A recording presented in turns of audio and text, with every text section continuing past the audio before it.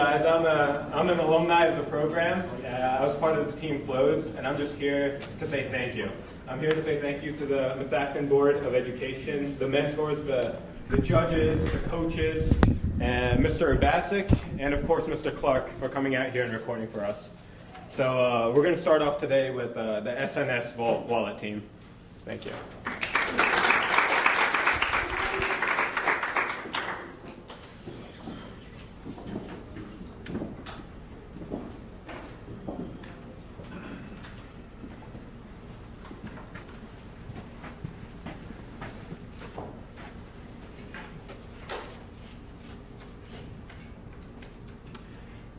Hey Jason, could I borrow your card? Yeah, 1 second. Jeez, wallet is too fat in my pocket. Hey, I think you need this, the SNS wallet. Wow, this is perfect. It's exactly what I need. Here you go, Aiden. Thanks. There you go. Are you guys ready to throw out your old man bulky leather wallet and carry your money conveniently and in style while introducing to you the SNS Wallet Company? There are 3 big problems with wallets these days. Your first is your modern bulky wallet, as I just displayed. You people just carry around way too much excess and junk that you don't need on the day-to-day basis. For our product, we are focusing towards a minimalistic, sleek design, eliminating all that junk right there and carrying what you need, the essentials, on the day-to-day basis. Second, right here, this is your stick-on wallet. This goes on the back of your phone case with adhesives, and it's just a pain to get on and off. It's of your cheaper, but of the cheaper comes with poor quality. So it sticks on the back of your phone case. If you want to upgrade your case or get a new phone, it's just almost stuck there and it's permanent. And on top of it, it has, if you can see, your money and your cards are exposed. So people can see what you have in there, and in today's day, there's a lot of people trying to steal credit card information and numbers, and they're not RFID blocking. So our product will protect you from RFID blocking, and it will be fully enclosed, which will ensure durability, and it will be waterproof as well. And then lastly, here's your third common wallet. That's your common zip-on wallet that many men and women carry these days. It just, as you can see, there's just extra pockets for stuff you don't even need, like who uses coins nowadays? There's credit cards and just so much extra slots for things that you don't need. And we are focusing towards carrying a minimalistic, everyday product that you can use on a day-to-day basis. Quick company overview. My name is Jason Ganna, and I am the CEO and founder of the SNS Wallet Company. I'm Ed McWinko, and I'm its analytical manager. And I'm Aaron Wu, I'm the financial manager. And we're all young entrepreneurs striving to fix a big problem that modern-day consumers have. So, quick company overview. Earlier on, when this program started, Incubator, earlier on in the really early stages of this program, early in September, we started off as a group that wanted to make a Bluetooth hinge that you can kind of control from your phone and open and close doors with your phone. But we soon realized that was very unfeasible, and it was not something that we could do with the resources we have here at this program and at the high school level. So then we all pivoted. We were in kind of a predicament, and we didn't really know what was going on with ourselves for about 3 weeks until we all came across an idea. It revolved around a phone and a wallet. That's how we designed the sleek and secure wallet company. That's what SNS means, if you guys have not known by now. So the sleek and secure will be a very slim, minimalistic wallet, and you'll see very shortly here. And then thirdly, we had a big struggle with the manufacturing process. So manufacturing and prototyping were our 2 biggest obstacles to come across, and we successfully got across both of them. So to start off, we have emailed and contacted over 25 manufacturers, and only 5 of the 25 actually responded to us. And we thankfully, one person, and this is the manufacturing logo right here, it stands for JD Electronics. It's a company based out of Southeastern Asia. We've been in dialogue with them, and they have basically confirmed that they can help us, and we can start getting units sent out within this next month. So we have come across that manufacturer with success. So here's our prototype. As you guys know from the MVP pitch, we struggled with our prototype. Our prototype was very basic, and basically it did not have any of these features. It was pretty much just a storage case. You slid open this door, and the stuff in here was just basically there was nothing in there. Now we have developed this pull tab feature, and all of these will be all combined. So when you pull up that tab, as this is a closed view right here, you pull up that tab, all the cards will display for you. So each card is in their own individual slot, and as you can see, the back of the case will be flat, which is MagSafe adaptable. So if you guys don't know what MagSafe adaptable is, MagSafe is a magnet that will be able to connect to our phone case that will also be selling on our website. So they'll be able to be attached to each other, and they'll have great retention, so they won't just fall off easily, and they'll be on there pretty tight. And right here, the pull tab feature, this will display all the cards for you, and with a universal width of fit any credit card, because most credit cards come in around 2.125 inches in width, and the common standard bill is 2.61 inches wide. And this will actually be adaptable to be able to hold your United States dollar bills in there. And that's something that is one of a kind, so we need to work on getting a patent and a trademark shortly. And here, I have something to show you guys. It's not perfect, but what we have is, can I see the credit card real quick?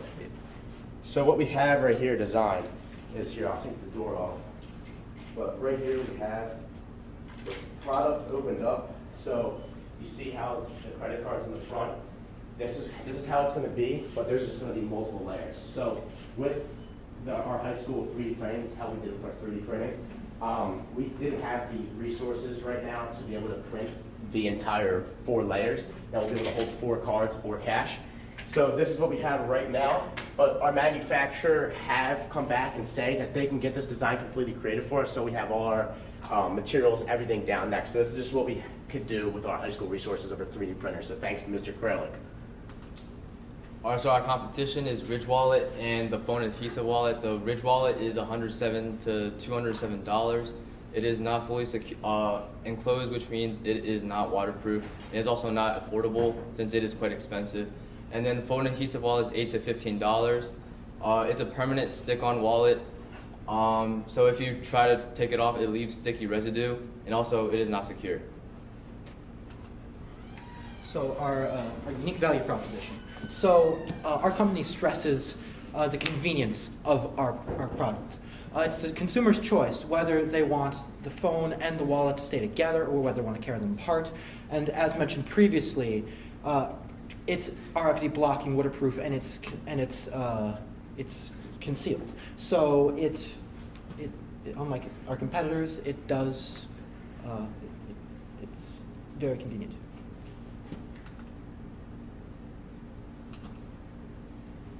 So our total addressable market, so it's people over the age of 18 in the United States with some type of cellular phone. And this is 212 million people and $10.6 billion. Our service addressable market is people over the age of 18 in the United States with some type of iPhone, as initially we are launching with Apple products. The cases we're selling this with will be Apple. So it's 138 million people and $6.9 billion in potential revenue. Market share is 1% of the 1% of our serviceable addressable market, and that is about 13,000 people and is about $69,000 in potential revenue. All right, so our 3-year forecast. For year 1, we have around $47,000. Year 2, $51,000, and year 3 is $58,000. The growth rate from year 1 to year 2 is approximately 10.4%, and year 2 to year 3 is 12.5%. So the total cost to make one of our products is $20.04, in addition to the price of $49.99, which leaves us at approximately 60% gross profit margin. So our projected sales for this year. So the reason that Junes are so low is because we're talking with our manufacturer, and we can only get units sent to us by mid-June. But throughout the summer months, July, August, and part of September, we're going to be marketing heavily. That's why you see such an increase. After the summer months, it's going to tamp down a bit. Then during the holiday season, it's going to go back up. And also during Valentine's Day, it's going to go up. But otherwise, it is relatively solid.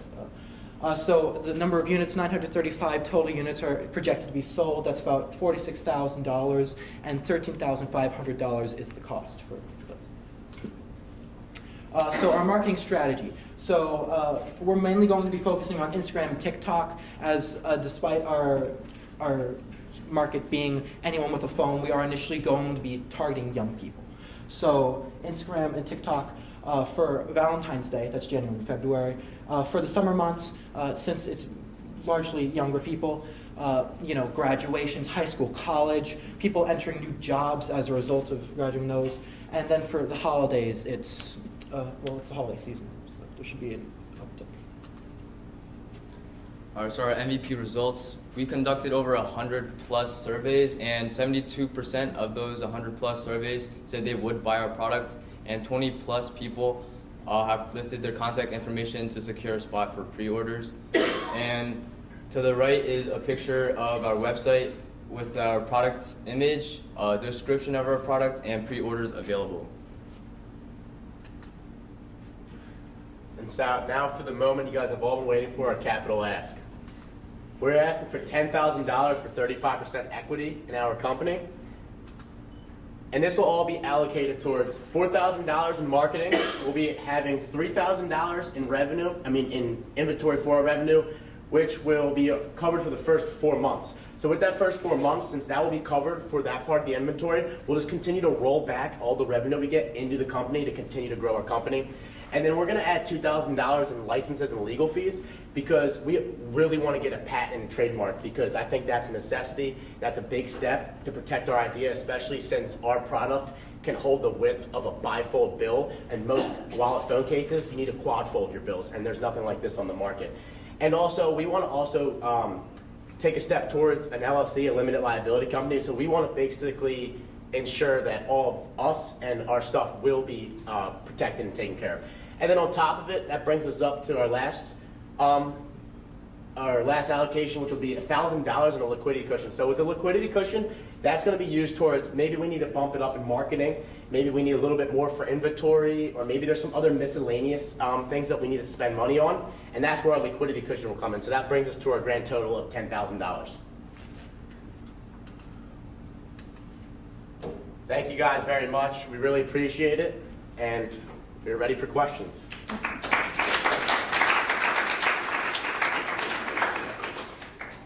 Yep. First of all, that was an excellent presentation. Thank you very much. You've really grown a lot in taking this idea, this business idea, and really laying out how you would execute, how you would be successful. So good Thank job. you. I really appreciate it. So I'm going to kind of start at the top and work through. You've asked for $10,000. You're going to get 35% equity, but on the paperwork we got on this, it says that you value the company at $160,000. Yes, Is that correct? that's correct. How did you calculate that $160,000? So we calculated that $160,000 as, so we have a financial model on in our program. We have something called our financial model, which we are using that calculation towards. So based on our revenue streams and the gradual growth rate of 10+%, we valued our company over 3 years as we did a 3x multiplier. So then that brought us up to $160,000, and we basically gave you guys a discount. So we upped the equity for you guys due to we're a startup company, and there could be a little bit more risk involved with the startup company, as you guys can tell. And that's how we bumped up to 35%. Because we originally started at 15% equity, and then we realized that we needed to bump that up to get towards the discount for you guys, which we left it at the 20% discount for the investors. Okay, that sounds good. You were probably watching Mr. Wonderful and Shark Tank for Yes, to I get was. that, because you are giving away A quite lot. a bit. And in the beginning pitch, it may be to come, like those folks on Shark Tank do, Yeah. come in a little lower, and then we would say, we want more equity because of the risk that you mentioned, et cetera. Yes, correct. So correct. be careful about negotiating against yourself there before you get started. Right, too little. You're going to need that equity. You only have 65% equity left. And this is your very, very small seed money. You're going to need more. Yeah, critical. Ask for more money. So another overall question. So you have a unit cost of $20.04. And when you take a look at your cost of goods sold and your marketing and sales cost, all of that, what is your net margin? Our net margin, if you're talking, are you talking about like as in terms of taxing purposes, or are you talking about before that? Before, I'm talking about you have cost to create your product and to bring it Okay. to market and distribute it. Okay, yeah. And then you have administrative costs too, Yes. some, okay. Yes. So all of those costs is our gross cost, I Yes. guess. Yes. And then you sell your product. So Yeah. what's the difference? What's the net between those? So to start off, we're at a 60% profit margin right here as in terms of a gross margin. And if you incorporate SG&A and your other costs, as you just mentioned, it will bring us to, like the estimate, so the estimate is between, it will bring us straight from 40 to 50% of that 60%. So we're not losing much in SG&A because as we're starting up right now, we don't have super much expenses. We don't have a lot going out right now, except our marketing is really our only on-top expense as the COGS. So the COGS is that, all those numbers we got straight from our manufacturer, and those numbers could be lower, and we could actually, if we order in bulk and get units in bulk, on top of this, as we continue to go with our company, then that's how we can lower the cost of goods sold, which then the SG&A and stuff will be very low right now, just because the stuff we're doing right now, we don't have to have any other costs. So at the end of the day, your even is what, percentage-wise? Is your net income Oh, Yeah. 50%, around 50%. of That's- the Yeah, shop so sales? so we're basically pushing out 60, but that's our gross, and then the net will take off around 10 to 12%. Okay. With calculations, it could be a little buffer up or down. Okay, all right. And the last question is just wondering why you're projecting such a relatively anemic growth rate in year 2 and year 3. When your numbers are small, and 935 units is relatively small, I mean, it seems like a huge number to you, but if you're successful with your marketing campaign and so forth, okay. And you're starting to build name recognition, why so little growth in year 2 and year 3? Who advised you to do that, or did you just come up with that? Well, we've came up with the growth based on since we're like a high school startup company right now, we don't really have big names. So we don't have big names, nor do we have tons and tons of money just to throw out for marketing or to talk to public speakers that can kind of put out for our product on YouTube and other social media platforms. So once we can kind of get it out, get our name out, get our product out, and let the consumers see, whether they're scrolling on Instagram, whether they're scrolling on TikTok, I think we'll slowly start to just grow from there. And then that's how the marketing will just continue to boost for us based on eyes seeing it on our social media platforms that we're going to create for our accounts and our other advertisements that we're going to have pushed through there. Okay, let me let others ask questions. So do you consider that growth conservative, or do you consider that So- aggressive, or somewhere in between, or what? So we're kind of considering that, we started off as a little bit conservative because we wanted to make sure that we wanted to kind of not go too high on it and get our hopes up, but we also wanted to realize what's a feasible number for our Okay. company to kind of capture there. You mentioned wanting to get a patent and Yes. legal Yeah. fees for an LLC. Did you guys consult anybody in regards to those fees? So I have talked to people. I called a company that does what's it called, the patents, and they basically said it would be around $1,000 to get a straight up patent, which we would probably not get at the start because I think the trademark would be a little bit more feasible for us because it's a lot cheaper. It's about 1/10 of the cost, give or take. And the LLCs, nowadays they're very easy to create. So we got LegalZoom, I'm sure you guys know. There's all different ways to create LLCs, and it's fairly easy. It takes a couple hours, and it's very cheap. And especially in the state of Pennsylvania, where we're at right now, the LLC fees for your EIN and all your other tax purposes are pretty good. So that's how we'll be able to start off. All right. Just to mention something to follow up, having just secured a trademark, it's a Yes. bit more expensive than that. It comes in close to about $2,500. A patent can be a lot more than $1,000, depending on what's going on. Well, it And a kind of- trademark protects you against some kinds of things, but not everything. You're going to need a patent. Yeah, we're gonna need both. You're going to need both. So Yeah. that's something to really Yes. re-examine what the cost of that's really going to be. Yeah. Because that's your intellectual property. Yeah. And if it's stolen, and just to point something out, you're using social media to advertise this. Yeah. And so that's an easy place for somebody, like TikTok's a good example, for somebody to pick that Borrowed up ideas. and run with it themselves, just to be cautious. Yeah, I think that the patent is important, and the patent probably would run more than $1,000. I agree, though, that the trademark, I just did a trademark for my company. We did it ourselves. The difference is if you hire a lawyer, and we did it ourselves, and it was, $250 or something like that. Yeah. Yeah, it I guess depends that's- on what's involved I too. guess that's the part that I saw online. It was within the couple $100 range, but like, yeah, I guess you can Depends kind of. on who you're- right. When you hire a lawyer or get hired with that, it can definitely rack up the price. Right. But I think they're both necessities for our company as moving forward because we want to protect our company. Right, sure. I'm curious, you mentioned the manufacturer you were talking with and securing Yes. was in China. Were there no American manufacturers? So that got all back of the to you? domestic manufacturers we contacted, so we contacted around a total of 25 manufacturers in all throughout the world, and about 10 of them were domestic, and all 10 of the domestic came back and said that they could not work with us. And, well, 2 came back and said they couldn't work with us, and the other 8 said they didn't even answer. pretty much. Any reason why they couldn't work with you? No, there wasn't really a reason. Well, actually, the one reason was that we were high school, or that I didn't even say we were high school students. I said that we were students. Oh. Maybe they would think we're college or something, and they basically just responded back with, sorry, we cannot help you, period. That's it. Okay.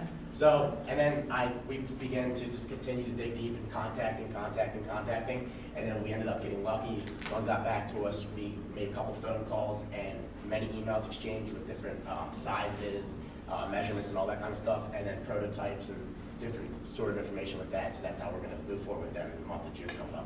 And I'm just curious in regards to the marketing, so about 4,000, I think it was for your marketing, and you mentioned TikTok and Instagram, which I understand the market you're trying to hit.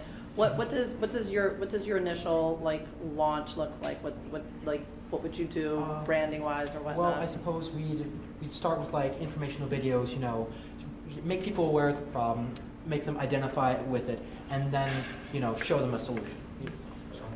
It's rather similar to what we did in the MVP, I'd imagine. I like that you mentioned graduations, because I think that is actually a very good Yes. Gift gift solution for aunts, uncles, grandparents who Yes. are concerned about their students going away to college and being able to keep their money secure and their credit cards secure. Yes. Right. That aspect, that unique selling proposition of the security is pretty strong, and probably should be really strong in your advertising. One question I've got, I'm showing my ignorance, but because your little illustration up there, your little play that you put on Yeah. was very informative. Yeah. You've not mentioned YouTube, and yet I could see doing video clips of your Yeah. product, of the problem and the product. What does YouTube mean in terms of marketing and getting your word out? Is it not a good choice, or what? I would say it is a good choice. What we had listed up there was our paid marketing, and since YouTube would be a cost-free platform. I would- YouTube could, on top of, it's a similar platform as in terms of just an informational video. So if you're sitting there explaining a product or maybe doing a little skit like we were, basically explaining why you need this product, that we could do that on YouTube. So any social media like your Instagrams, your Facebooks, and your TikToks where everyone just sees videos, and YouTube can be done as well. So we can kind of add on top of that, we can create an account and do the same thing, because that can start off as free, and then if we want to pay influencers, Right. then that can kind of boost our sales as well. Right. Right. We have to wrap it up. Okay. Maybe you do a little YouTube clip and use that in your next presentation, a little Yes. clip. Yeah. So, very good. We're impressed. Yes. Thank you very much. We'd Great love to energy. talk to you after Yes. this presentation, but thank you. I would like to thank all of you guys as well, all the mentors that we had, and all you guys. Miss Mary's not here, but we thank her and miss her again. All right, guys, what a wonderful presentation from SNS Wallet. I loved it. Now, bringing forth a company that used to be a gas delivery company, but used their childhood memories to stem an idea that is Sport Impact. Presenting to you, Sport Impact.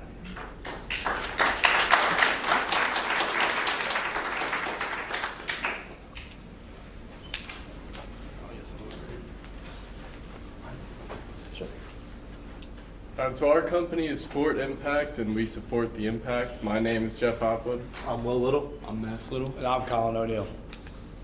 Who are we? We are four young men who grew up through the many various sports and sports organizations provided through Methacton. We believe it's guided us through the right pathways in life. We've had many great mentors that have taught us how to be young men, and we thought we could share that with some of the underprivileged people and underprivileged kids in the local areas, and that's how we got here. So we created Sport Impact. We are a company that donates a percentage of our proceeds to local sports organizations who may not have the funding that many organizations have. Our goal is to get as many kids and as many people as possible out of those poverty areas, out of those places that can't afford to play those sports. And we want to get them into organizations. We want to get them mentors, role models, people they can look up to, really get them out of those bad areas, bad homes, and just give them a safe place to grow up as young men and women.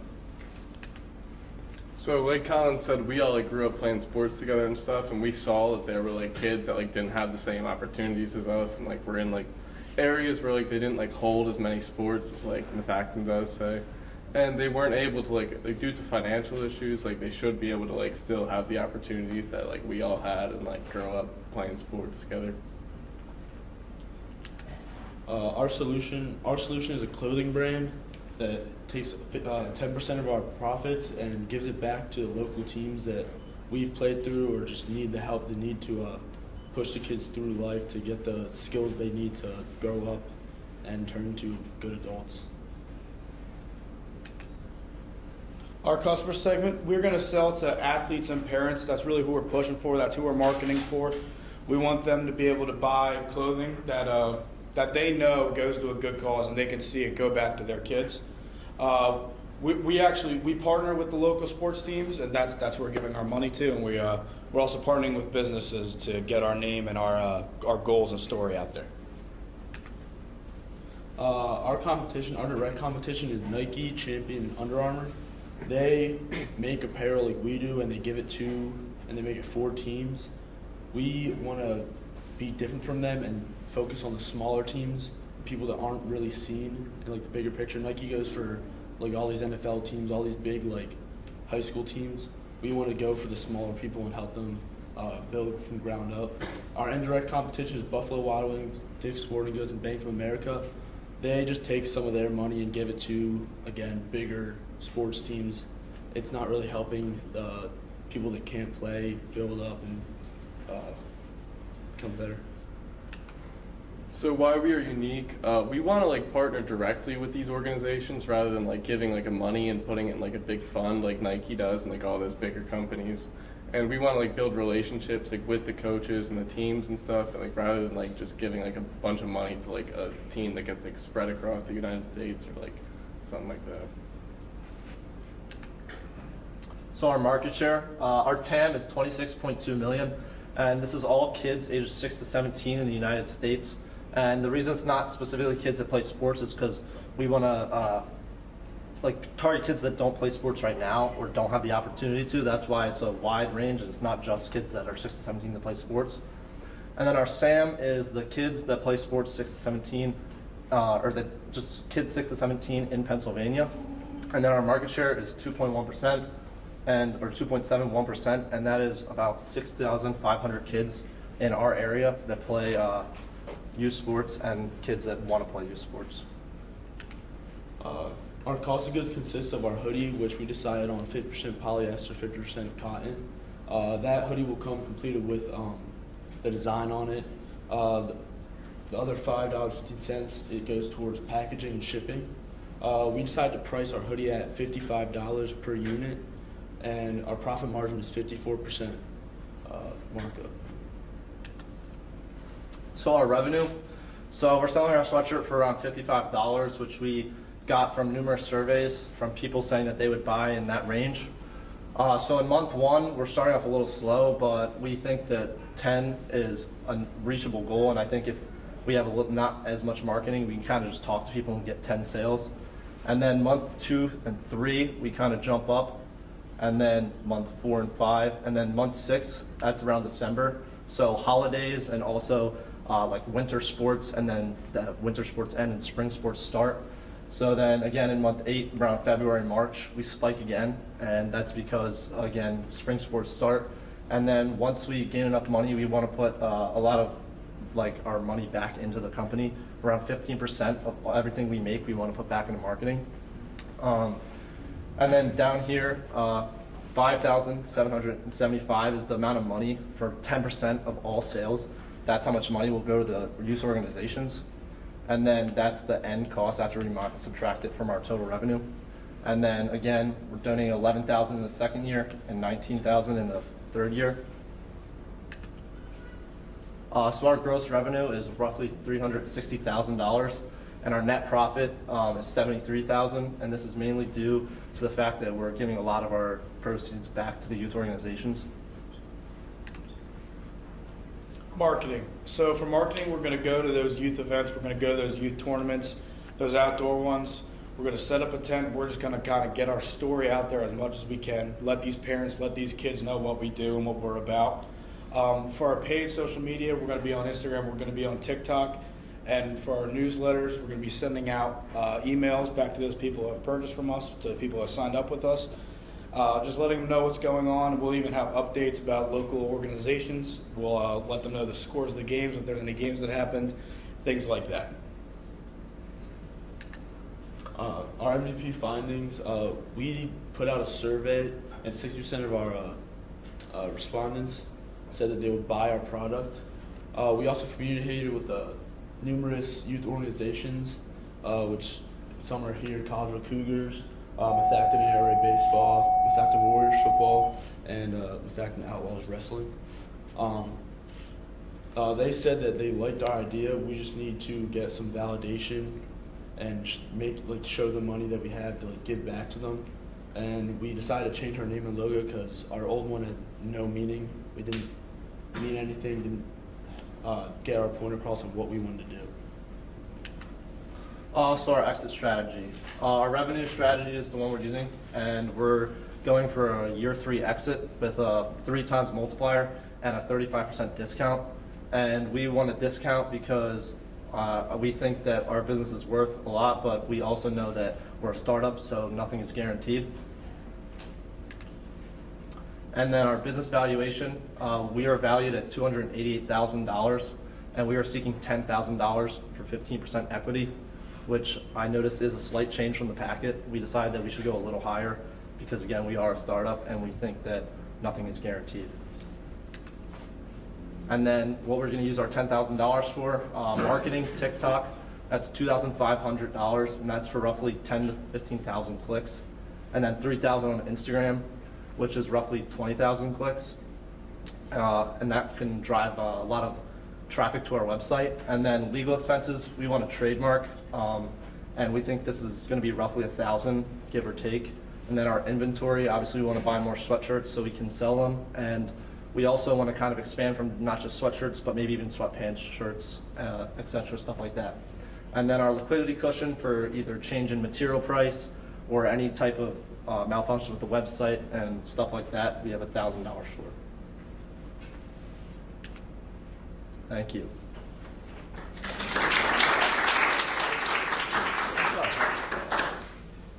Thank you very much. What an excellent idea. And you've really thought through a lot of the questions we had 2 months ago in your initial presentation. It's really looking good. A couple of questions, just to get clarity. So you found a manufacturer and you're going to be creating a product. You're starting with a sweatshirt or a hoodie? Yeah. Which? Just a hoodie, yes. Just hoodie, okay. Did you plan to have the sports teams that you're supporting, their logo on each product? So yeah, actually, we were talking with someone that helped us out in class, and he said that, so right now we use Squarespace for our website, and if we actually decide, we can change to Shopify, and they allow you to add in like certain apps or widgets, and the one app actually makes it so that they can upload a photo or words, anything they want, and it will send it to us and automatically print it. We don't even have to touch the sweatshirt, and it's like maybe a couple cents difference from our original price. So ours is $25.15, and I think that was around $26. So it really wasn't a big like jump in expense. So let me clarify, so let's say as a client, Methacton School District, you also have Norristown School District. Yeah. So for just pennies, you can change what's on the sweatshirt Yeah, to reflect the school. and we don't even have to touch the sweatshirt, correct? Okay, and it's a minor cost, you're saying? Yes. That's pretty amazing. Yeah. What about color? Can you also change color to correspond with their? I need to colors? look deeper into that, but I think that is available to change color, but I don't know how many options we have. They might keep it simple just because it's so universal. But it may also be tied into the volume you're selling. Yeah. Well, I was gonna say, is it a base color of black and then the other color would be what, white? I have to look into it more again. It was just an idea that came up literally like a week ago. So right now we haven't really planned for it, but I have to look more into it. Well, this is gonna be, one of my questions was, what makes this hoodie so special? I mean, you said half and half cotton and poly, which is already sort of semi-negative, I don't know. I guess I would look for something that was 100% cotton, but I'm just one human being. Anyway, what makes that hoodie something that somebody wants to buy? Again, if you can put your sportswear on it, then it kind of kills two birds with one stone. They're supporting sports, but they also get like something that they can wear to their kids' games. And again, it doesn't even have to be sports. I know my dad, if he'd see someone on the road or coaches that see like these kids need help, they just know that they want to support it. So it's not. Mainly the USP is almost like, by buying this, you're supporting something. Yeah. It's not necessarily the product. I mean, you know part of your money is going to a good cause. Right. That's our main. You're point, is to buying help the the story kids. behind the sweatshirt, not the sweatshirt. Right, I get it. So, given that, just to look at a price comparison for a comparable product by a standard manufacturer, how do you compare? How does the price you're going to charge for your hoodie? I keep forgetting, hoodie or sweating? It's a hoodie. I feel like it's the same Hoodie. thing. Hoodie versus some other manufacturer's hoodie. How do you fall? How do you? Are you asking like what's different from like a different manufacturer's like Yeah. hoodie, What- like what's the material wise? price- What's the cost range? The Your- retail. The retail. Oh, well, so I don't know, I know Nike and them sell upwards of 80. We're looking to sell lower for around 55, which is I think around 56% margins. So we're selling for a lower price, but we're also giving a little bit of profit away. So I think instead of people buying Nike and Under Armour for their quality, they'll buy ours because we're a little bit cheaper and we give back to like an organization. Okay, that sounds really good. Go ahead. My question, on your startup costs, you have $2,500 down for inventory. That seems rather low. It was. I mean, that doesn't seem like it's gonna buy very many products. It was $1,600 for 100 sweatshirts at the price of, I think it was even lower than $25.15 because our original $25.15 was for 60 sweatshirts. So the higher in bulk you buy, the lower the cost. So if we had more money to start up with, we could actually get them for a cheaper price and we could get more of them in volume. So you're buying them for $16? $25 and it's around $25. That's including shipping. Just the sweatshirt is $20 from, and that's like if you buy a minimum of 12, and it goes down when you buy more. I see, okay. Yeah, and once we get like the first like sweatshirt sales, we're gonna keep putting that back in, start growing until we start making money. The fact that you said that you can put a logo or a name or something on there that somebody wants, and you don't have to touch it, is that coming from the manufacturer, or is the manufacturer drop shipping to somebody else who's a printer that prints on that? Again, I have to look into that because this isn't even our original idea. Our original idea was just to go straight to our shirt and ink manufacturer, which is just located up on Ridge Pike. So we don't really know what the online, like without having to touch it, all means. We haven't looked too far into it.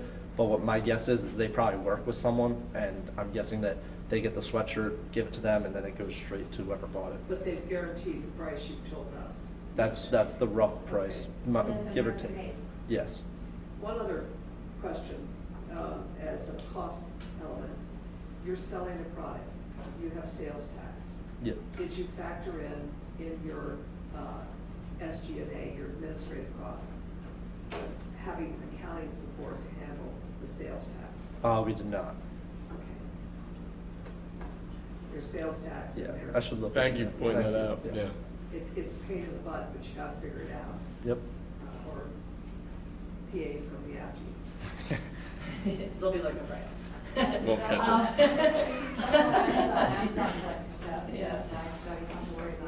So I'm curious, so I love the idea, and I love that you want to get back like an experience that you had that you felt was so important in your life to those who don't have, and there are plenty of those people right in your own backyard. So I applaud that. My question is how are you going to share your story? Because I hear you saying, so I hear the name of the company, and I hear what your mission and goal is. But then you're going to be putting sports teams' logos on your product, right? So like Collegeville Cougars or Methacton Warriors, right? How are you going to brand or build an image for yourself with the name Sport Impact to tell your story and share your story so that it continues on past that one sweatshirt so that you can get more people to buy in? So that's the thing is, some people might not even want their sports team logo on it. So if it's someone like besides that, we are going to make our own kind of clothing line of apparel with our logo. And also, we're trying to figure out that every sweatshirt we can print on the like tag our little logo, and maybe have like, you know how Champion has a little like emblem right here, kind of get something that's like a little hint but doesn't take over the whole sweatshirt. One other thing, you've mentioned that you have two primary groups you're going to sell to. Yep. Athletes and parents. But your marketing sources are really geared towards the athletes. Yeah. And you also talked about going to events and putting up a tent and selling that way. You haven't talked a lot about how you're going to approach coaches and sports directors to let them know what you're doing, to help them grease the skids, to get you in there so that you can start forming those relationships. I don't think you're going to form those kind of relationships advertising on TikTok. Yeah. I think you've got to go to a source that addresses parents, but especially parent coaches, volunteers, as well as school hired coaches and so forth. Yeah. So do you have the manpower to start doing that? So I think we could start with maybe even athletic directors. I know they hold a lot of meetings and with a lot of parents who not only have kids in high school, but they also maybe have younger kids coming up. So that's like one place we could start. But I haven't thought super deep into that, to be One of the clear. things you could do would be add in Facebook, because you're the market that you're going to hit on Facebook is a lot different. Wider. It's a whole lot different. Yeah, you're going to hit more middle-aged to older, as you know, which is why you guys aren't on it. But also just remember, like how you felt as kids and what drew you in and what draws you to a piece of clothing and what makes you want to wear it and not wear it. Remember to have a little bit of fun with it, Because that's why I asked you the question, like, your logo is kind of cool, but you also want to make sure that you're branding yourself and your image because you want to keep that as part of your story and as informative people are buying into it. Yep, thank you. Yeah, the other question I haven't really addressed here, and I don't know if you have time, but how do you determine who you're going to give the money to? And when someone buys a sweatshirt, they might have a particular team in mind or a particular area in mind that they feel like is underserved. Can the buyer say So that? yeah, when we actually released our surveys, we released a question asking if they would like to have like the option to donate it to a specific team or if we just divide it equally. So we kind of have to find the happy medium, because obviously if everyone decides to just like, if luck is not on our side and they all pick one organization, then we kind of screw the other one. So we have to find like a way that we can kind of get them all like spread out the funding, but also so that the consumer can choose where they want to put the money. Suggestion would be to identify organizations that are Yep. in need and then make them available to those who are buying into your product and have them adopt an organization or a team. But here's a cautionary comment. Every organization, like let's take our school district, about 18% of our student body are students of need. Yeah. Their families don't have a lot of resources.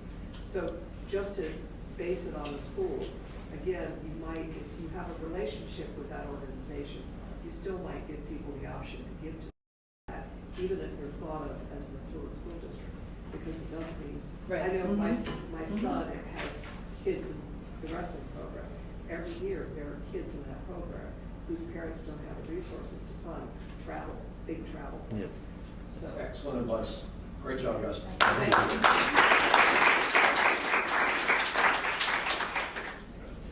What a beautiful presentation from Sports Impact. Brought a tear to my eye. But now I'm going to bring forth my two favorite Fortnite gaming bros, Wakey Wakey Tech.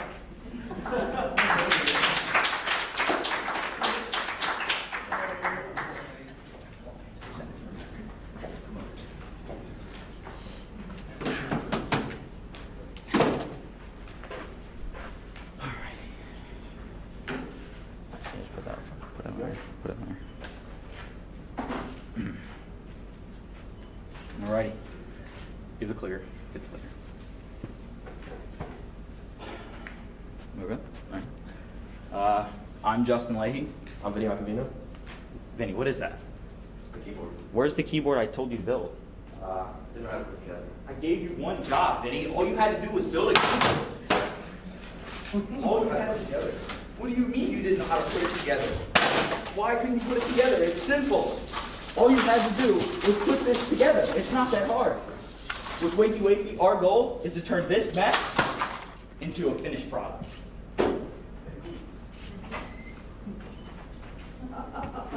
So we are Wakey Wakey Tech. So we want to tell you who we are, what we're doing, and why we're doing it.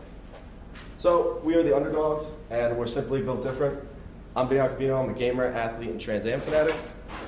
I'm also a gamer, as you can see. I'm very passionate about this. I'm a retired athlete, and I'm everyone's favorite headache and Mr. Obasic's favorite student.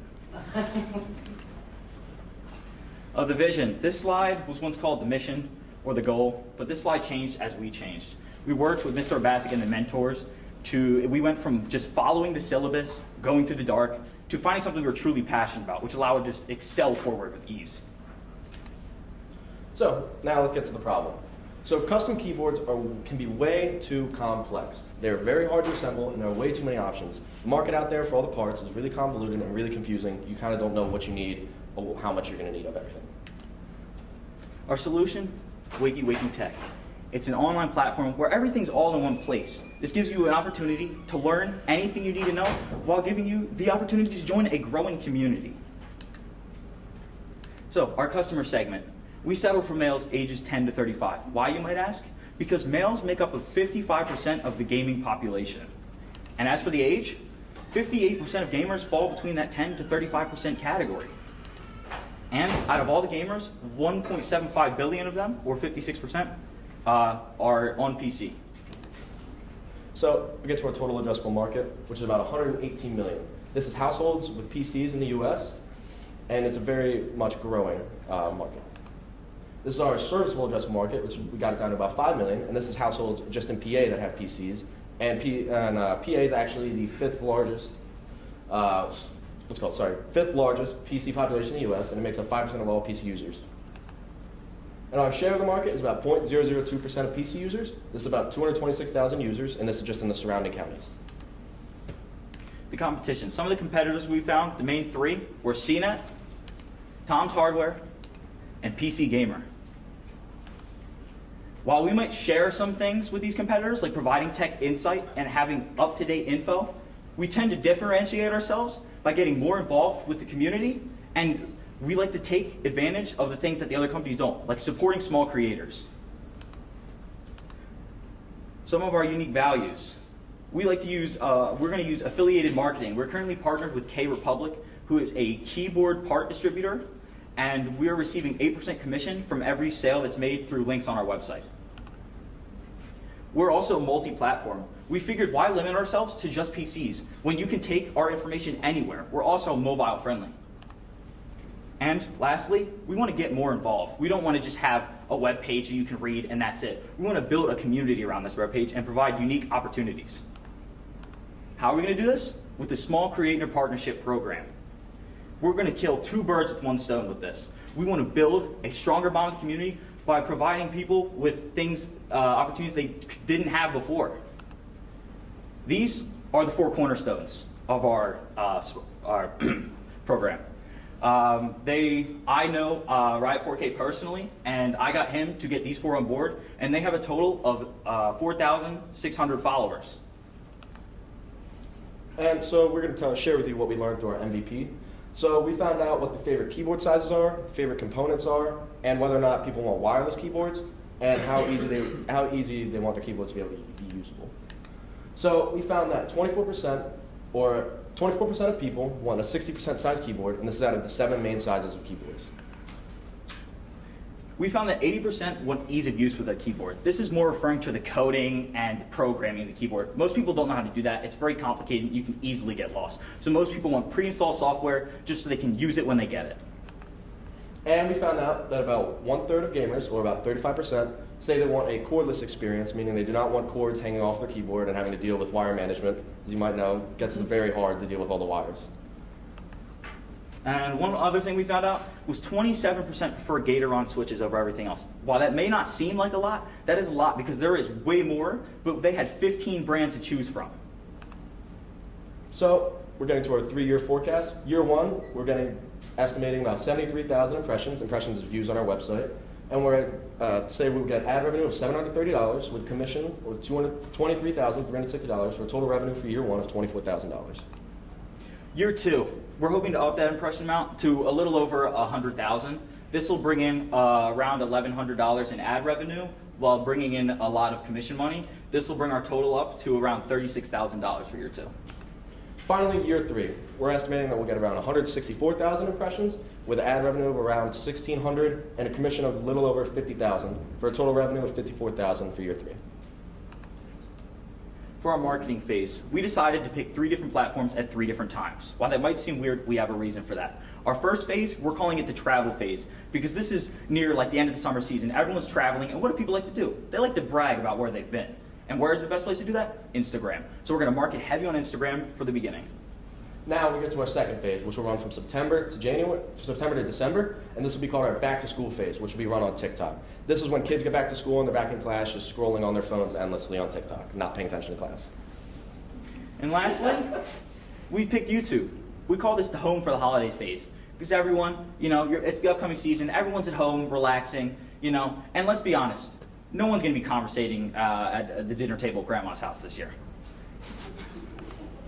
So finally, we get to our ask. We're asking for $13,400 for 20% equity in our company. What we're going to use that for? Around $3,400 of that is going to be used for legal fees and licensing. And the biggest chunk of this is going to be marketing, because marketing is going to be the make or break of this project. So we're putting $6,000 towards that. And we are putting $2,500 towards writers and editors. As of now, we write and edit all the articles on our website, but we'd like to bring some people in to help us write some of those articles. And we're asking $1,500 for a liquidity cushion. This is if anything goes wrong with our website, our domain, or anything like that. I'd like to give one final thanks to all the mentors, the judges, anyone else who's helped us, Mr. Bassick too. And I would like to show you, we have our Yeah. articles here. We'll have our website up and running. You guys can go through it yourself. While we're answering questions, we can use the website.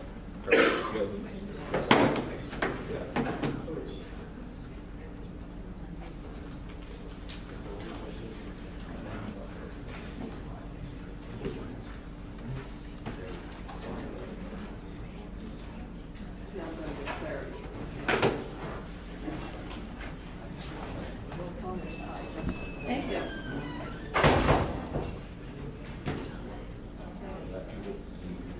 I don't know. What I'm going to do is ask you questions. Yeah. So, excellent job. You've really come a long way in really fleshing this out. And I think we understand much better than the first time, given this is not our space. So you have described your target audience. I do have a question. Even though they're not the majority, they're not a small minority, why aren't girls included, women included as part of your target? Because it's just more common for males to be gaming because like there's a lot of it's like toxicity is big in gaming. Like most people, like females don't stay long term. That's the issue, and that's not their fault. But it's the people in the community. They say very vulgar and inappropriate things. So most people tend to game for a little bit, and then it's like this isn't really worth it. So they tend to shy away from it. So even though they're 40-something, they're short termers. The long Yes. timers, Yes. the Normally, long yes. termers are okay. I guess the other question I have is, how did you determine the cost of goods sold, and how did you actually determine your company value? Before you answer that, part of your company value is based on your sources of income. They include ads. How do you find the advertisers, and how do you set the price for what they pay I assume they're advertising on your website. Yeah, How do you find those So, advertisers? through Google AdSense, which is a thing that Google runs where you can partner with ads, and they'll run the ads for you. They'll go through and they'll see how many views you get on your website, and they'll give you the money off of that. They run it all for you. Like they partner you with They people give who. it to you. Yeah, Google Yeah. does it themselves. Okay, so Right now, the that's ads may not be popping up, but that's because No. they're blocked on the Yeah. They're screen. not people selling parts of your keyboard. Okay. Yeah. They're paid people who pay for space on your website for their ads to run. Yeah. And it comes through Google. You don't have to approach them. Yeah. No. No. Yeah. They pair us with people. Okay, so back to the question, cost of goods sold, total cost of goods sold, including your brain power, your time, the time you're putting into making it so easy to create this. And you've got to, I assume, maintain that, that educational. Yeah, 'cause it's very component. changing. Right. So how does that factor in? How do you figure that? You love this, but you can't do this until you're 80 years old for free. So Right. what's your cost?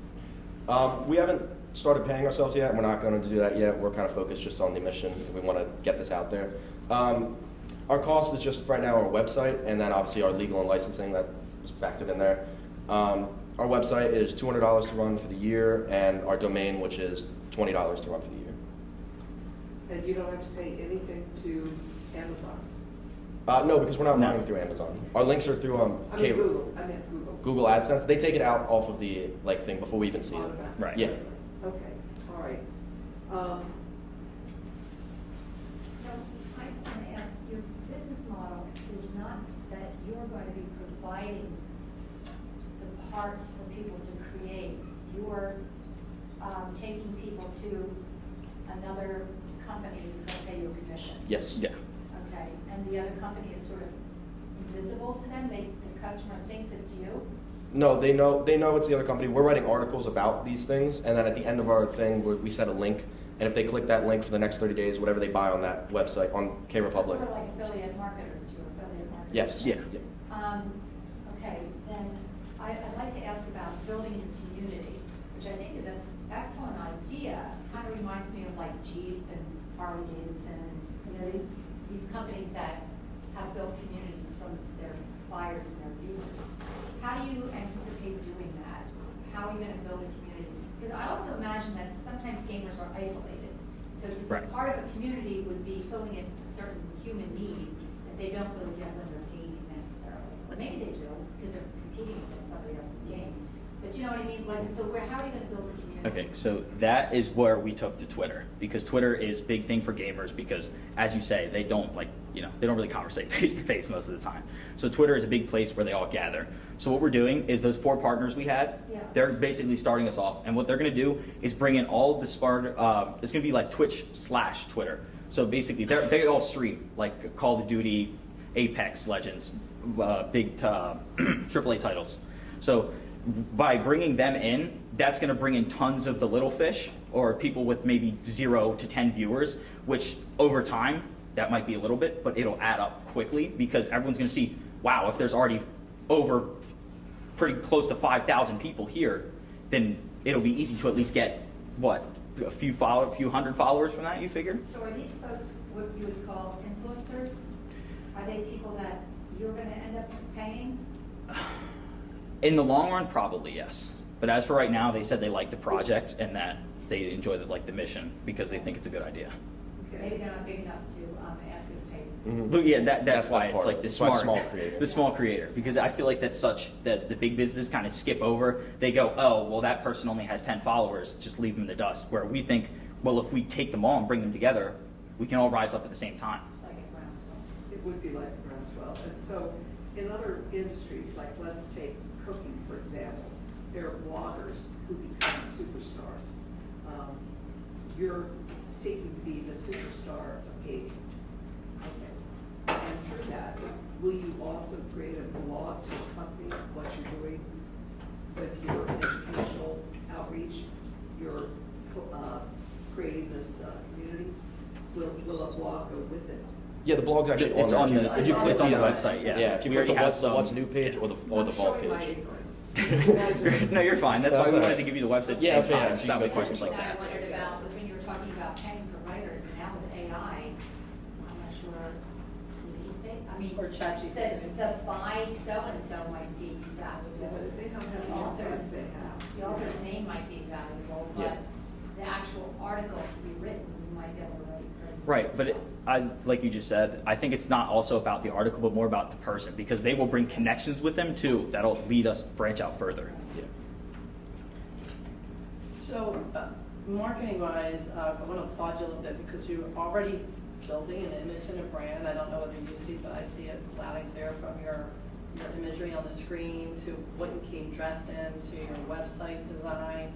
And that's really important, especially since you are trying to build a community, so you want to be visual and you want somebody to, when they see something certain, that they think of you.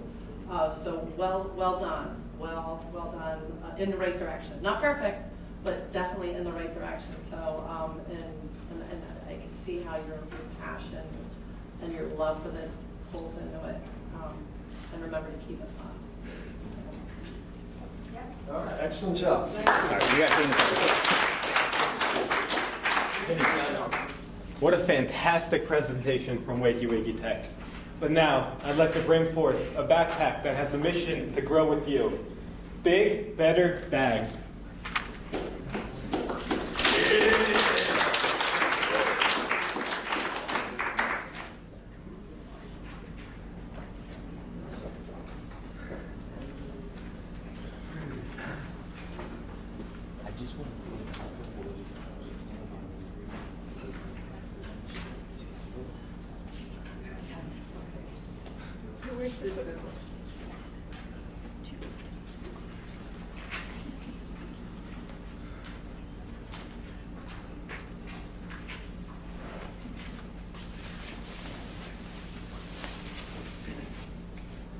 Good afternoon, everyone. My name is Dominic Scipia, I'm Cole Larsenes. And I'm Meredith Martz.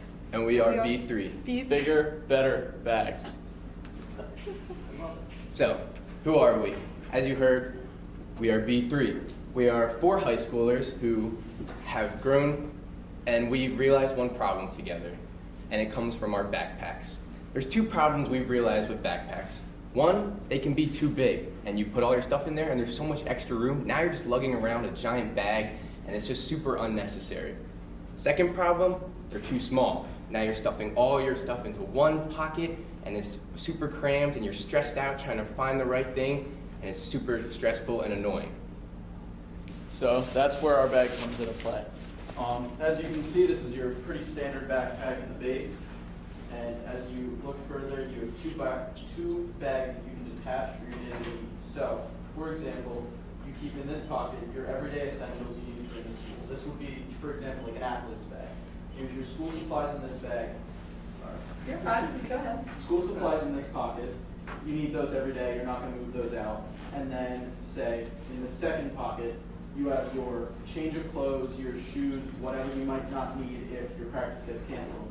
And then in this third pocket is where you would put like a wallet, sunglasses, anything you wouldn't need pretty regularly. You can throw it off pretty easily. So from there, we decided the best market for our backpack idea is student athletes, high school athletes. So let me explain this. What is our idea? What are we trying to solve with this problem? So as Cole just showed you, our idea is adding additional buckles so that we can change the carrying capacity of your backpack at a moment's notice. It's quick, it's easy, and it's supposed to be super efficient so that you can only carry around what you need when you need it. So you don't have a giant backpack or you're not cramming everything in a small backpack. And so to bring you back to where we were and what we've done in this time, we have conducted a lot of surveys. We've had over 100 student surveys. Now we've had additional parent ones, but since we are more directed towards student athletes, we decided that we're going to keep it with the student athletes for right now. So 88% are involved in some sort of club or sport, so our correct extracurriculars. And then 72%, as we are leading towards the end of the year, are looking to actually buy a new bag. And 70% said that they would buy this bag at the $100 price point that we have if given the opportunity. So speaking more on that, for our total addressable market, as we said, high schoolers in the US, it's around 15 million. But as we size that down, we're looking at high schoolers who carry around more than one bag, around the school. That's around 70%, as we said, we conducted from surveys, people who carry around all those extra bags. More on that, high school athletes, that's around 51% of high schoolers are actually athletes or compete in school activities. And more on that, 32% is high schoolers in Pennsylvania. We decided if we size down as Pennsylvania, that's the best market for us to reach because it'll just be quicker and easier, and we can reach a lot of people in this area. Which brings us to our market share of 0.02%. And so next we have our competition. I'm going to start with our JanSport backpack. So this is an extremely typical backpack that you would see in our school. You would walk out in the hallway while in between classes, and I can guarantee you that you're going to see at least 3 JanSport bags just from where you're standing. Like you can't miss them. Like they're honestly everywhere. So that is $33. That's a typical standard. They usually go for a black backpack just to keep everything succinct with all their outfits, whatever they choose. And then we have the North Face backpack. This is also extraordinarily popular at our school. This is a typical backpack that we usually see, and they price out around $99. That is starting. And there is also an additional $10 a lot of times for extra features, such as an extra pocket, stuff like that. And then we have our Brightline bags. So this is $287. So this backpack is not meant for students, but it is the closest thing that is to our backpack. And so the reason why we've showed it up here is because it is pretty close. So when you look at it, there are the zippers on there that you can attach and detach, but you can only have one pocket. You cannot have multiple pockets that you can attach. So whatever you're given in that set, that's all you get. You can't attach new ones. So like when you can buy a separate pocket for us, for a different sport or club, you can't do that with that. It's just not possible. Because of the way that the zippers work, you need a specific set of zippers in order for it to function right. Yeah. And so this is our comparison of it. The JanSport backpack, I mean, as popular as it is, it's really not that great when you stack it up to other backpacks. Now the North Face, that's a little bit better. So that has waterproof, but it's not custom and you cannot attach the multiple pockets like we have. And then we have Brightline bags. And that is waterproof and that is custom, but you cannot attach the extra pockets. In addition, since I just mentioned that it's meant for not student athletes, that one is meant for pilots. That is actually set in a way that you can have it as your suitcase. So it would fit through all of your baggage claims as a suitcase. And as a student, you don't want that much space. You don't want to be carrying around a whole suitcase on your backpack like every single day. That's just not something you want to do. So here's our pricing. So far we've contacted a couple of manufacturers, and all the information they've given us has told us that we're going to have to buy it from them for $60. That's including all shipping and handling. We're going to try and sell it for $100 to reach a profit margin of 40%. So our year one sales is going to be $26,400, and that's going to be 264 units. We're going to increase 50% each year, so we're going to go to $39,600 for year 2, and year 3 is going to be $59,400.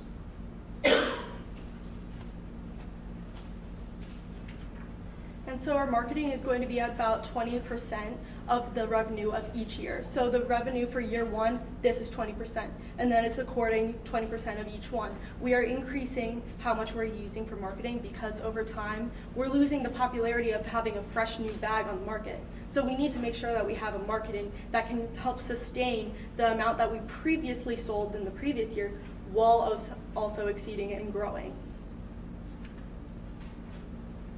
So far, we've started branching out on Instagram, and we've posted a couple things, and we've started reaching out to creators to try and get popularity out. TikTok, we haven't posted any. We are still waiting on our sample to come in, and that's when we're going to start networking on there. Oh, that's also me. So far, we have created a website. There's been a couple nicks here and there. We're going to talk about that later. And we've driven some traffic to it, and we've gotten 19 pre-orders. So as Cole was talking about with our issues, here are our biggest challenges. Number one challenge we face is manufacturing. As we talked about last time, if you remember, we did say we had a manufacturer.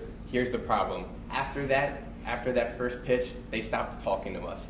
We had multiple conversations with them, and from there on, they never responded, haven't said anything since then. So we kept contacting. We've contacted over 50 different manufacturers in the United States. And we've gotten only a few responses, and of which one we actually had a lengthy conversation with over the course of a few weeks. And out of nowhere, they also stopped responding to us. So we were really struggling in this aspect. I will continue on about where we are with that in a moment, but let me go on to our other biggest problem, which is our website. This shouldn't have been as big of a problem as we thought. However, we had a lot of issues with keeping the website up because for some reason it just liked deleting itself. We would renew it and it would delete itself. And we would renew it and it would delete itself. It was on and off, but finally we were able to work through it and get the website up. But like I was talking about for our manufacturer, we were really struggling and we kept reaching out to people and we were just getting nothing back. So let me explain a very interesting situation. One day I was at my physical therapy and I was talking to my physical therapist, riding the bike, and I was just explaining, yeah, I'm taking this class and we're starting a business. We're trying to create these backpacks. And I explained the whole situation where I was talking about our struggles with manufacturing, and I didn't realize this, but someone who was also there for therapy was listening in. And when he went to left, when he came to leave, he actually walked up to me first and he gave me his business card and said, I really like your idea. I want to work with you guys. So that man actually is the vice president of operations and marketing at Arrows Medical, and with him we've created a big network of people we can now work through. He's getting us in contact with many different people, seamstresses, manufacturers. He knows all these people that he can get us in contact with. So through them, because of this situation at my physical therapy, we actually now have built a network of people we can be in conversation with. So this leads us to the big number. What is our financial ask? We are asking for $20,000 in exchange for 20% equity. Where does this $20,000 come from? All right, so let me break it down for you. So first, we have $1,000 for our advisor because he has helped us out so much and he's planning to help us out in the future, and we plan to pay him for all of that help. Secondly, we have $3,000 for marketing. We are planning on marketing on TikTok and Instagram since that is where a lot of our student athletes are. Next, we have $3,000 for liquidity cushion. You can never be too sure in this day and age, so we just want to make sure that's there for us in case we ever need it. And then next after that, we have $5,000 for our inventory. And this will get us about 83 units, which will be about 4 months right at the beginning. So that will help us get the ball rolling, get profit in, and then will help us sustain in the future. And then finally, we would like to get $8,000 for our employees. And this is because we would like to pay them for all the work that they have done in the past and the work in the future. Since we plan on taking this as far as we possibly can, we also need to pay people because people can't work for free. And we want to make sure that every single person on our team is understanding the true value that they bring to this team, and we want to pay them for that. So for our overview, our unique value. To talk about this, I actually want to talk about a quick experience that I was doing while I was talking with someone to interview. And they asked me, well, what is the unique value of this? What is so special about your bag? And after having explained it to many different people after 70 different times, it's just intuitive to me. I think I know clearly what the unique value is, but I gotta explain it. So the unique value is that it forces you to organize in a way that has never been possible with any other backpacks. Now, talk about the JanSport and the North Face. You have one pocket for your laptop, and then that's it. That is it. Maybe you have another section for your pencil case, but having a bag where you can attach and detach pockets, that makes you truly need to think about where you're going to put stuff. It makes everything intentional. That is not something that just comes with time easily. You need to make sure that you set forth on a project to make sure that you're organized so then you can stay organized throughout your school years. And having this bag just makes it that much easier right at the beginning to make sure that you are set up for success moving forward. And then our company goal, well, we realized that this is such an amazing product, that this would help so many people, and we wish that we had this for ourselves.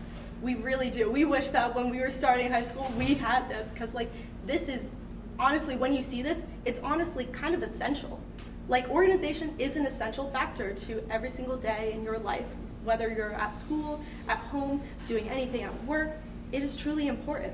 And so we wanted to bring that factor to everyone else that we possibly can. So we want to reach out to our schools, and we want to help them with this organization factor. Because people can tell you gotta stay organized, but until you take it upon yourself to do it, you gotta make sure that you do it. And then finally, our exit plan. So for this, we recognize that there are 2 seniors on our team, and we're moving away to college next year. But then we also, through many lengthy and numerous conversations, have realized that we want to keep coming back to this project. We don't want to give up on this. This is something we want to take further than I think anyone could even expect. Because this is something that could truly help us and so many other people. Like, what would the impact be if you could have a backpack like that? It would be great. It would be phenomenal. So that is why we want to keep moving forward with this plan. And so for that, I would like to thank you. Here is our contact information. And then to further our thank you, judges. You have been so great. You have been a true driving factor and force throughout our presentations and throughout what we have been trying to do during this time. You truly helped us set ourselves in a direction that we did not think of in a way. Thank you. Thank you for you. Thank you for everyone. So you've really come a long way. Yes. What a phenomenal idea. And you have evolved that idea to a point where we can actually look at it and really see and visualize what's involved. It's also laudable that you want to continue with this idea. I'd love to hear more about how you're going to do that, but anyway, for Or right grow with now. your college experience. Your Yes. investments may change Yes. as you go to college. Yes, right? exactly. Well, and as you get married and have kids. Right, yeah, I mean, and even as athletes, I mean, like, you know, like, you have to fuel yourself all day, you're always carrying, Yeah. like, Oh, yeah. like your dinner and your snacks. Being a mother of athletes, I can relate. Maybe even making one of them, like, cooler light. Yeah, Yeah, we were actually, thinking about that. Yeah, Yeah. that was So one is of our that thoughts. one that actually got sewn for you? No, we made it ourselves. You made it Funny enough, yourself? yeah, I'm kind so- of curious. I, with help from my wonderful mother, I sewed all of these buckles on and found these random bags around the house that we all Tell put you together. one of my- Yeah, it's really great. It's great. Is that not what you're thinking as a nice Oh, no, no. Oh, It's no, that's it's going just- to look traditional one? Yeah, Yes. it's like, Let yeah. me ask my question is why haven't you shown us what you're So- like with the visual? Yes, so the problem is with all the manufacturing problems, we are in contact with a seamstress and who's going to give us that initial design, that initial prototype. However, this has all been very difficult for us to contact with them, and so we are just barely missing the mark. We almost had it ready in time, but just because of all the issues that have come up and all the complications, we weren't able to get it ready in time. I know it's not ideal. I guess I might have liked to have just seen even a drawing. Yes. You know, somebody from your art class that might have been able to draw it Yeah, up we for do you. have drawings, but this is absolutely like, you need a physical depiction of Yeah. this. I have drawings of it, but like when I had drawings on the like surveys, people were still asking questions about what it was, even though I labeled, this is the backpack, this is the second piece. You need to see that second piece because even though there's a drawing, people need to be able to visualize it. And this just helps them a lot more. So on to that, I had tried to do a CAD drawing like the SNS wallet they had up there, and with all the moving parts on this, it was very difficult to try and actually depict what was on the bag and what was being able to be separated. Okay, so I have a couple of questions. Just do the math for me, but what is 0.02% in numbers? I know that's a Please pardon this mistake. interruption. Will the following You mean, students come to the main office? like how many people that would be? It's roughly around like 1.7 million. That's in Pennsylvania. That's all sized down from the initial number. Gianna Gamboni, Okay. Isabel Earhart, Sophia Busey, Betty Smith, and Evan Sang. Please come and pick up your yard sign after school today. Okay, good. So, just a little bit distorted here, but out of sequence. But one thing that you didn't talk about is this is a unique idea. You showed us your competition. Mhm. You don't really have competition. Not much. What are you going to do to protect your idea? Yes. Have you So, thought about- yes, actually, with the money, that's kind of part of our liquidity cushion and the employee money. We're kind of storing that for now as we need to figure out more about how those costs will actually add up. So that's kind of what our cushion was for, and all the money that'll end up we'll be holding on to, so that we can end up paying whatever we need to protect this idea with like patents or whatever we will end up needing. Okay. And that's kind of with our advisor. It's something I have discussed with him. He's gonna help us figure out what we need so that this idea doesn't get stolen. Yeah, and to bounce off of that, we realized that patenting costs a lot, especially depending on whatever lawyer you get, and then trademarking is also a lot as well. We just wanted that $3,000 to make sure that we had a chunk of it taken care of right from the get-go, so that would help us with the trademark at least. But the patent is like possibly $8,000 to $10,000 just for that alone, depending on what your lawyer is. So we just wanted a piece of that secured and made sure that we have that. How are you going to handle right now your 19 pre-orders? Because you lost your manufacturer, you still Right, so haven't nailed things down. yes. Luckily, these people who pre-ordered were actually just really into the idea. They're just excited about it. They just want to see it. They're into it. We actually were going to send out an email prior, giving them the whole picture, what it looks like, just to double check that they're still willing to send or to keep the money with us, so that we can still send it to them. If not, then they can always refund it. But they're into the idea, so they want the bag regardless. Okay. And then in your marketing and sales approach, you're really doing online. All of that's Yes. pretty much online. Yes. Any thoughts on video clips, YouTube, to really show, like, when you all had this here and you started using it, to really Yes. follow through with a clip that lets people see exactly how a student might be using it would be pretty strong. So I think we're going to start doing that along the same time when we get our sample with TikTok, and we're going to add on YouTube, and we just don't have an Instagram, or, oh my God, words. We don't have a YouTube account, but we did have Instagram and TikTok Yes. so far. Okay. Does the price change based on how they want to customize it, or is it? So Yes, so the initial price is just the bag and the pocket. We're going to further on with extras, different price points for that. And so since you don't have a manufacturer secure, I mean, your numbers could really end up changing. They could. 60, Yes. our price points, like our cost of goods sold, that's a high point. We have Yeah. gotten numbers from different people. That's a high point. So our numbers, we're pretty yeah, that's like the satisfied with highest them. that we've gotten, so, yeah. And add to your key metric, your actual online sales, not just the number of the survey results or website visits, but click-throughs to sales. That's the key indicator, Okay. right? Right. Yeah. Well, this is fascinating. I wish you were a little further along. I know Yeah. you've had setbacks that you really didn't expect, but this will make you stronger in the long run. I mean, that connection you made Mhm. at PT may hopefully really pay off. Yes. And you figured out. One last question for me. So some of you are moving on to college. How will you continue to work together as a group? And how are you going to further this idea?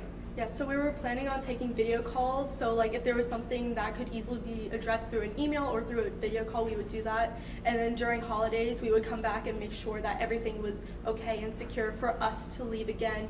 And then we would come back to the video calls, emails, if anything ever came up. We And would how never will be you far. raise additional money? To further, I mean, you need some money to carry this through, correct? Right. Have you thought about that? Yes, we were thinking once we had our bag sold, since we had those pre-orders, we already have some sort of money secured. Even if it's not the full $19 pre-orders, we still have something. So we have the money from the investing, but then we also have additional money from those sales. And then we were planning that once we get some sales, we're gonna have people that talk, and they're going to talk about their bags and how this has been quite life-changing. And then our community is based on people who are talking to each other. And once people talk to each other, once you see your friend with a nice new bag, you're gonna want a nice new bag. So those pre-sales are going to be critical. Yes. Yeah. So you're going to want to have a website intake process that allows you to document this pre-sale, and delivery potential is maybe 90 days later or something like that. But in order to go back to potential investors and say, this is what we've secured, Yes. something like that. Also, I just want to point out, we have been told that from my physical therapy buddy. He did say that he would be willing to help with any investments, anything like that. He was willing to send. He did like the idea. Well, I want to just point out, you learned a valuable lesson of the importance of networking. Yes. And you got lucky in that case because he just overheard you. Right. But you can actually go to many people, which you have been doing with the manufacturers, but you can go to many other people that could take you to the manufacturer. So your parents, friends who have business owner friends, I mean, any type of, I would start with business owners because they understand what it's like to start and run a business, that you could get some potential value from networking. Also, just a quick question, what platform are you hosting your website on? I mean, why would it be? Yeah, we're on Squarespace. We're not really sure what the issues were. It's every time we went to renew it, we renewed the website and we paid, and when we went to go check on the website to see if it was still up and running, it was completely gone. Yeah. Yeah. Who are the seniors? I am, and then Lily Yes, is sir. also. Yes. We'll be sticking around. Yeah. Yeah, we're juniors.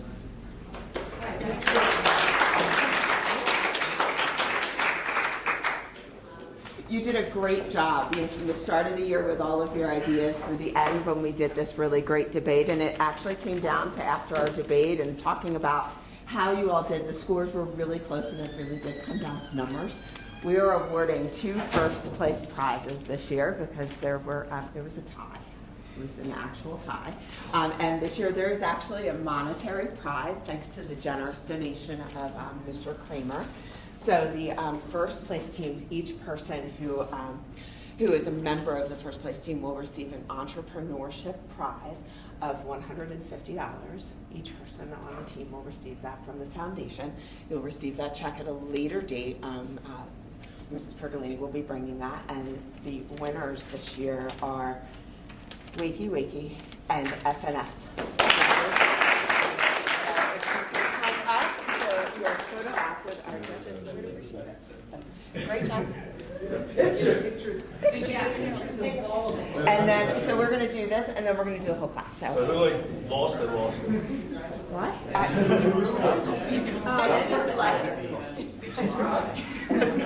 Yeah. Okay, so.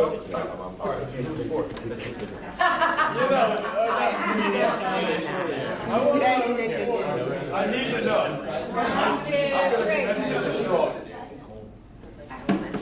Right?